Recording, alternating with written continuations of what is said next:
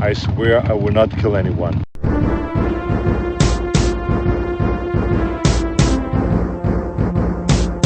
You just can't go around killing people. Why?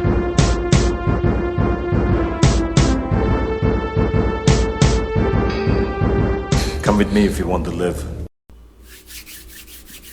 All right. Okay, so we are back again. I'm gonna go ahead and say this is going to be a really short episode, and sorry about my voice.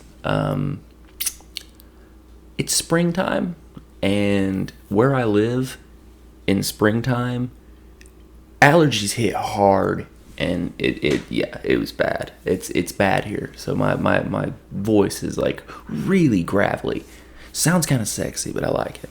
All right. So we're here in the next episode of the Terminator series, still in the movies. This is going to be a short episode because I really did, like I would watch this movie because I've only seen it once, and that was in theaters. And walking out of that theater, it was the only time I've ever went to a theater and was upset I spent money. It's like, this movie was so bad. And there are people who like it. It's just, and there was like reviewers that were saying it's the true heir to the Terminator throne and stuff like that. And it's like, no, it's not. The story is so convoluted and complicated and weird and awful, and just the time travel aspects. It's just like there's like so much time travel in this. It's like back, like Terminator 1 and 2, the two best Terminators, and it was all downhill from those two. You time traveled once and you're done, and you don't even show the time travel. Someone just appears, and that's how you do it. But this one, no. Oh man, this was just wow. And I'm 2 minutes in, and I haven't even named it. This is Terminator Genisys from 2015. Holy God, man. I mean, the action in it's cool. It's just, there's a lot of CGI in this, and it's not great CGI. So it's, we have CGI Arnolds, and we know how well that went for the last movie. It didn't go well at all. It's whatever though. But this is directed by Alan Taylor. He directed Thor: Dark World, which kind of explains some things, because Thor: Dark World was one of the worst in the Marvel, in the MCU. Definitely the worst Thor movie. So, just, oh man. He also directed some Game of Thrones, and some Game of Thrones episodes, actually several, like 10 or so. And that actually explains the casting of Sarah Connor, because Margot Robbie and Brie Larson were up for the role of Sarah. It came down to Margot Robbie, Brie Larson, and Emilia Clarke. And as much as I don't like Brie Larson, I think she would have played a better Sarah Connor, and I think Margot Robbie would have played a better Sarah Connor. But I'm not the casting director here, so this is written by, well, I'm trying to say his name. I got it written down. Leda Kalogridis. I actually knew this writer. I was like, I know this guy because he wrote something. Like, I remember that name. What is it that he wrote? And I was like, and it was like he wrote two. He actually wrote two of some of my favorite movies. And I'm like, what the crap? So I had to look up his name. He wrote Shutter Island and Alita Battle Angel. And both of those are just stellar movies to me, and I love them. Shutter Island was a Martin Scorsese film. So this guy wrote a Martin Scorsese film, and then he wrote this. It's like, okay. Both of those movies, Shutter Island and Alita Battle Angel, are both actually adapted. Shutter Island was adapted from a Dennis Lehane movie, or Dennis Lehane book, and Alita Battle Angel was manga. So maybe that's why, who knows. And then there was another one that I was like, I know that name, and it's Patrick Lussier. he helped write it too. He also produced this movie, but he wrote Drive Angry, which is one of my favorite Nicolas Cage movies. So, yeah, you have a lot of talent here. And it's very weird because the dialogue is not great. The story is not great. I actually went and did some research afterwards and was like, well, why is this movie so bad? It didn't make sense to me. But apparently there was a lot of issues during production. So I couldn't find any direct information on that. But Emilia Clarke said it was one of the hardest productions she's ever done because of all the issues with people changing stories or having to rewrite something or something like that. And it kind of shows because the movie really is kind of and the real issue I have is it starts really good. It's just once you get to a certain point, it stops being good. I'll explain it. So our cast here, and this is it's very strange. So the T-800 Arnold Schwarzenegger, he's back. He plays the T-800, aka Pops, aka the Guardian. In the credits at the end of the film, he's known as the Guardian, and it's good. He's always good, but there is a weird ending here, and it's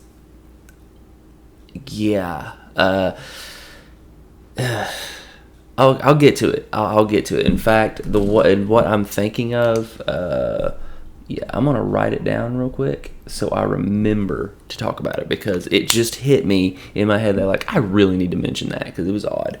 So we have John Connor played by Jason Clarke. I think this might be one of the first times that we have a DC Covers crossover because Jason Clarke was in Planet of the Apes. So, well, probably not because I think there was a few crossovers between them, but that's all right. Sarah, played by Emilia Clarke. You know her as Daenerys Targaryen from Game of Thrones, and I really don't know how you can know her from anything else but that because she's not really in anything else. Namely because she's not the greatest actress in the world. She's beautiful. She does good as Daenerys Targaryen. She's wonderful in that role, but outside of that, it's like it's hit or miss with her. So next up, Kyle Reese played by Jai Courtney. Okay, Jai Courtney I'm a fan of, but I'm a weird fan of because every time I see Jai Courtney, I'm like, yeah, he was in that movie, yeah. And then every time I watch Jai Courtney, I'm like, that guy, man, that guy, he's awesome. I love it, and I think it's like a testament to Jai Courtney because he is a scene chewer. He steals the show in his movies, and it's like he does it in this. He's a great Kyle Reese, a wonderful Kyle Reese. But his movies are not good. Terminator Genisys, Live Free or Die Hard, Suicide Squad. Like, dude, he chooses bad roles, but he is wonderful.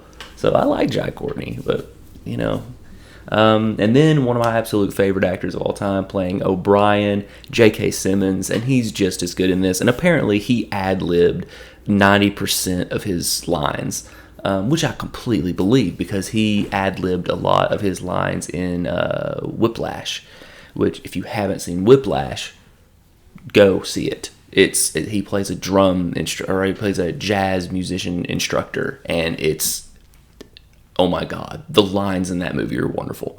Whiplash, great freaking movie. Next up is the T-5000 or Skynet, played by Matt Smith. You know Matt Smith from Doctor Who. he was Doctor Who. I am not a Doctor Who fan. I've tried watching it. It bores me to tears. But my wife, huge Doctor Who fan, so she sees Matt Smith and she's like, "Oh my God, it's Matt Smith!" And I'm like, "Yeah, it's Matt Smith. He's the baddie of all baddies in this one. He is the embodiment of Skynet. A T-5000. This one, you have the T-800, the T-600 from Resistance, or from not Resistance, but Salvation. The T-800 from 1, 2, 3, 4, 5, all of them. The T-1000 from Part 2, and there is a T-1000 in this. And you have the T-5000, and the T-5000's special thing is they like touch you, and nanobots come out of their hands and infiltrate a human and turn a human into a machine. I mean, cool concept, but come on, man. No. All right, and they're pretty much indestructible. And honorable mention, playing the T-1000 is, this is hard. Byung-Hung Lee, there you go. He is really good as the T-1000. He does not have any speaking roles, any lines, none of that. He just goes. And it's all, he is really good. He actually kind of embodies Robert Patrick here, so very, very cool. Now, one major casting thing that blew my mind when I read it. Tom Hardy was in line to play, well, not in line to play John Connor. He turned it down to Mad Max, or to do some movie. I don't remember what it is, but Tom Hardy was who the writers and the director had in mind to play John Connor from the start. And that's awesome because Tom Hardy's amazing. Like, I love Tom Hardy. So, would have been great to see that. And, of course, the Margot Robbie and Brie Larson thing. But as for the movie, okay. Now, this movie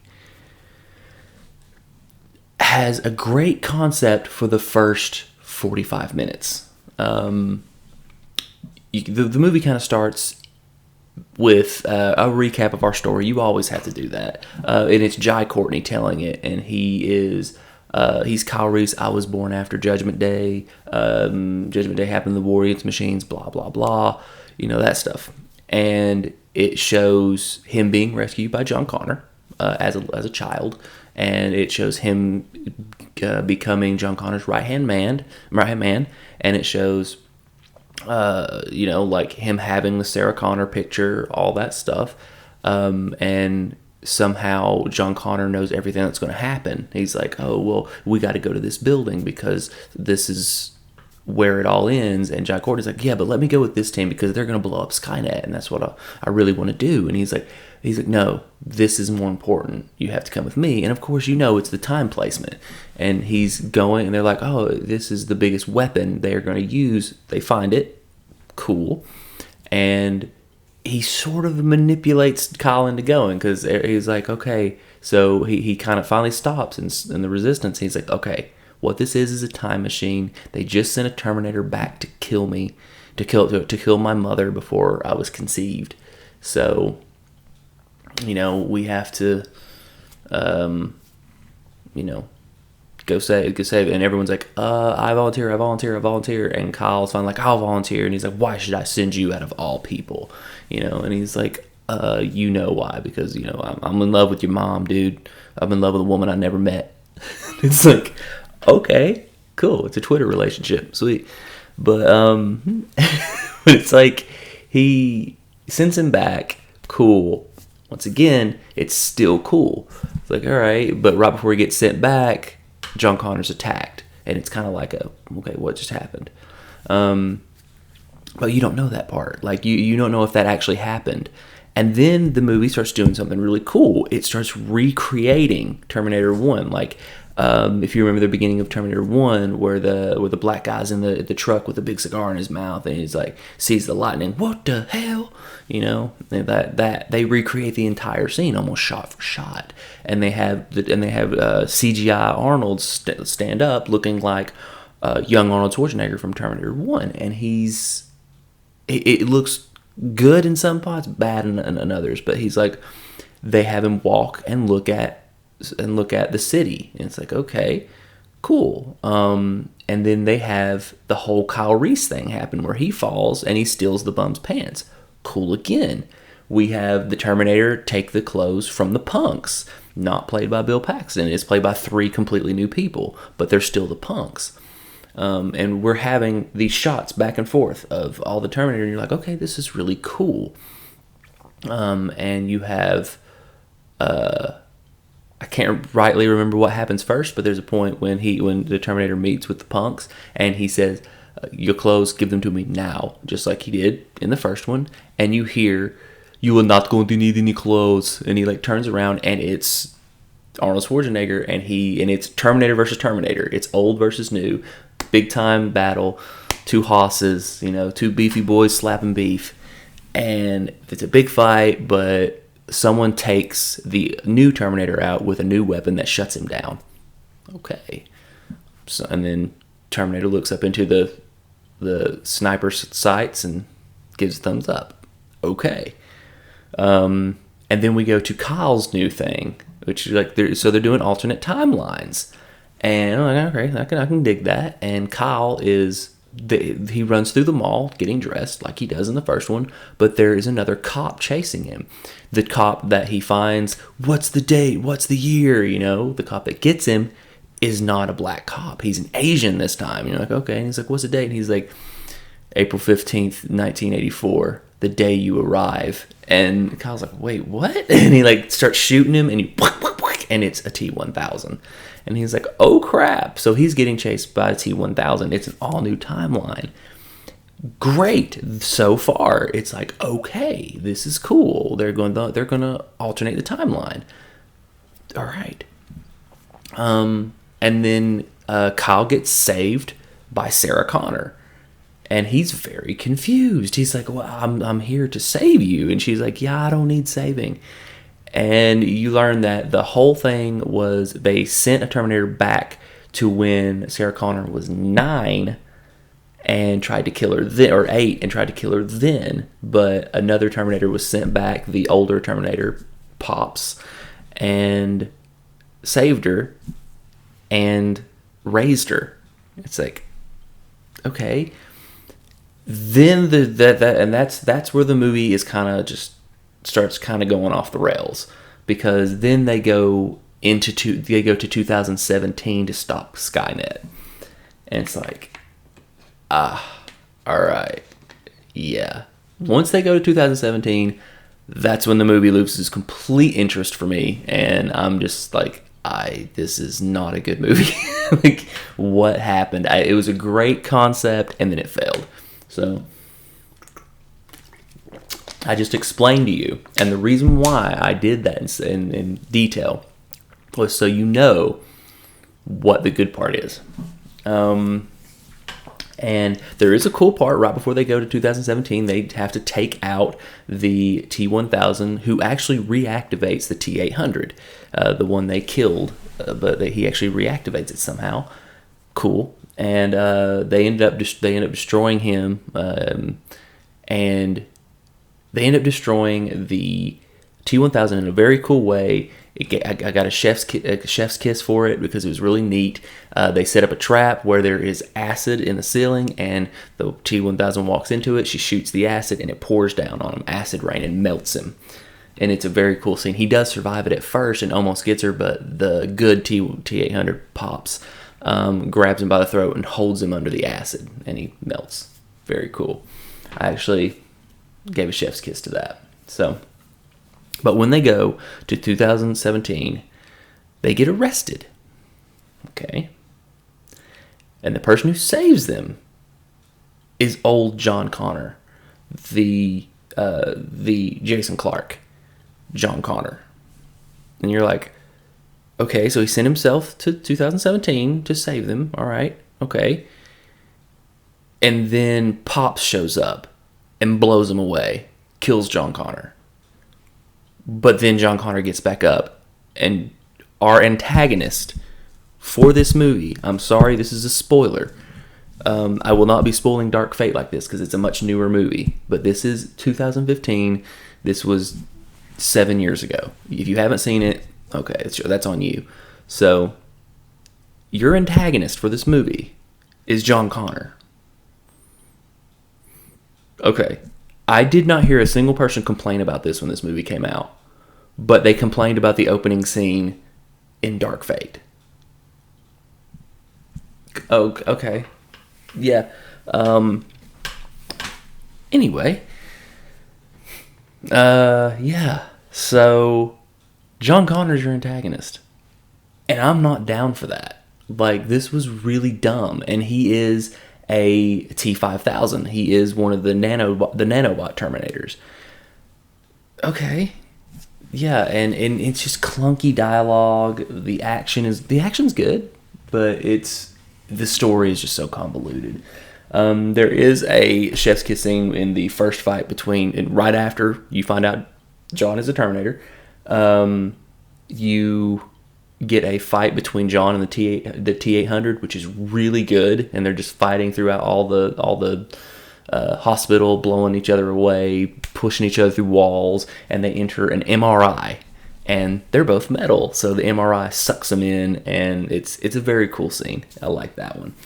Another chef's kiss scene is when they blow up John Connor. They blow him up, and he walks out of the fire, and he is completely engulfed in flame. And I guess his Terminator body has like ventilation because he shrugs his shoulders and the fire goes out. It's like. And then he grows skin back. It's like, cool. That was awesome. That was a cool chef's kiss scene. But the ending that I wanted to just kind of touch on that I really hated. I hated this ending. Yeah, it was a cool fight scene, and the way they beat John is cool.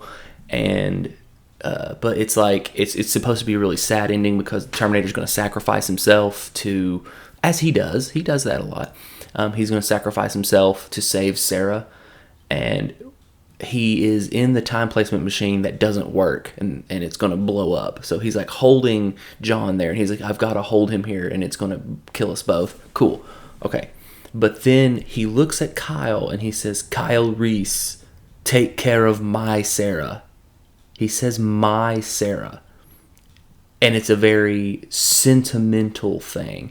And there's a lot of that throughout the movie. Like, he is iffy about Kyle, like a father would be to a daughter who brings home the bad boy. And he's just always watching him. And when he says, take care of my Sarah, it kind of threw me off because Terminators aren't supposed to be sentimentally attached. That's not something. In fact, he even says it in the beginning of the movie where he's like, I do not know love. It's like, okay, then why are you sentimentally attached to Sarah Connor? You raised her since she was 9, but Terminators are Terminators. They do not have feelings. They do not feel pity or remorse, and they absolutely will not stop until you are dead. And he says, take care of my Sarah. I'm like, okay. And there's the another part of the ending that kind of irks me is half of his body gets thrown out of the displacement machine, and he lands in like a vat of goo, which looks like what the T-1000 is made of, the mimetic polyalloy. And they're Kyle and Sarah are trapped in a room, and they can't get the door open, but 2 knives, like a T-1000 knife, comes through the door and opens it, and it's Arnold. Perfect. He's not chewed up anymore, and now he's got swords for hands, and they right into hands. So now he's a T-1000. They're like, whoa. And he's like, I've been upgraded. And it's dumb. I don't like the fact that a T-800 can be upgraded to a T-1000 just by landing in the liquid metal. It bothers me. So that's 2 things that I hated. But it ends on a chef's kiss moment. It does. Because because throughout the whole movie, he's like, the T-800 pops, is like, how are you? And then he does this smile. You know, it's like really bad. And she's like, I'm trying to teach him to be more human, and it's not working. And at the very end, he's like, Kyle and Sarah kiss for the first time, which is okay, cool, whatever. And then they look, and Pops is watching, and he gives that smile, and the chef's kiss moment is Kyle looking at him. He goes, "You know, that's really disturbing," and it made me laugh. So, yeah, chef's kiss moment on that. So it ended on a high note. It does have a stinger, an after credit scene, if you will. They are called stingers, but where Skynet's still alive, so it isn't over. But that's it. I know that I gave it some praise and all that, but this is a 6 out of 10. This is the worst. It actually is worse than Salvation. So no, I don't dig this at all. Whatever. I didn't like it. So I've given you all the reasons I don't like it. I've given you all the reasons why it's okay. But it was really boring. The middle, right as soon as they get to 2017, you get a long, drawn out, like, let's get storyline in here. It's got good moments, but so did Salvation.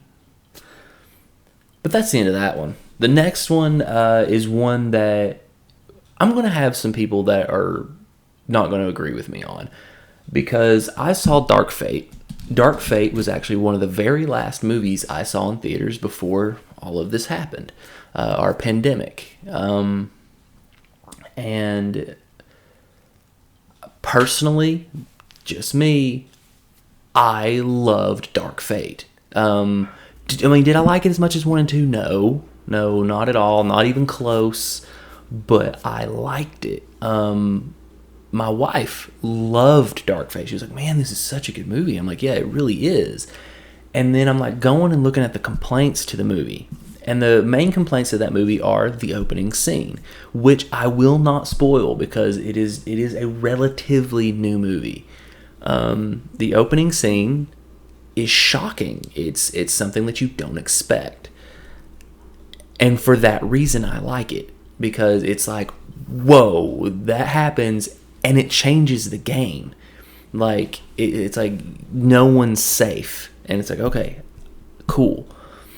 And the other complaint is that it starred 3 women. How is that a problem? How is that a problem, y'all? Everyone's like, oh, go woke, go broke. It wasn't a woke movie. It wasn't. There was no point at all where any of those 3 women were like, I don't need a man. None of them ever did that. A woke movie? Ghostbusters. The new Ghostbusters. That's a woke movie. Because you had 4 women who are scientists. 4 women who are the smartest women in the world. And the one guy in the movie is a bumbling idiot. That's a woke movie. The one guy in Terminator Dark Fate is a badass Terminator. And you got Arnold too, who is also a badass Terminator. And he's a highlight of the film. A woke movie is something that tears down men and is like, oh, women are better, you know? And Terminator didn't do that, because in Terminator, all of the women were very flawed. They weren't perfect. So I like Dark Fate. And anyone who didn't like Dark Fate, I'm sorry. So it's gonna get a pretty high rating for me.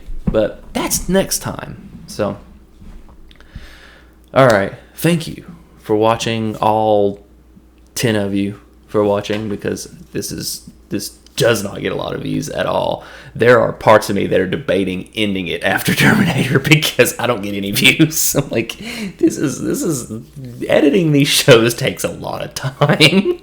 I'm like, I may be wasting my time here.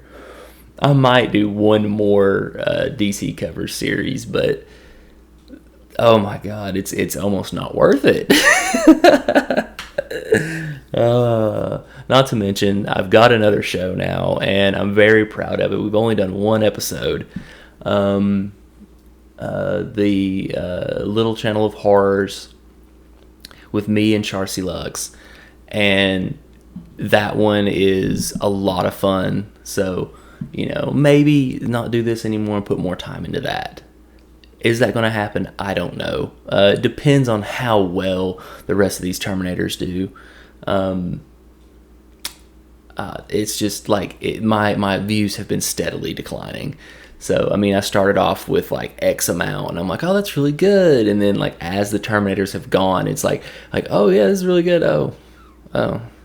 And like Salvation got like nothing. I'm like, all right, well, crap. People just don't like the late Terminators, I guess. But the next one I do, I will see how the reaction goes to that. So if I decide to do another one. But thank you for watching. Please, please, please join me for Dark Fate so you can hear my long rants about why the movie is not that bad. All right. Please join me for that.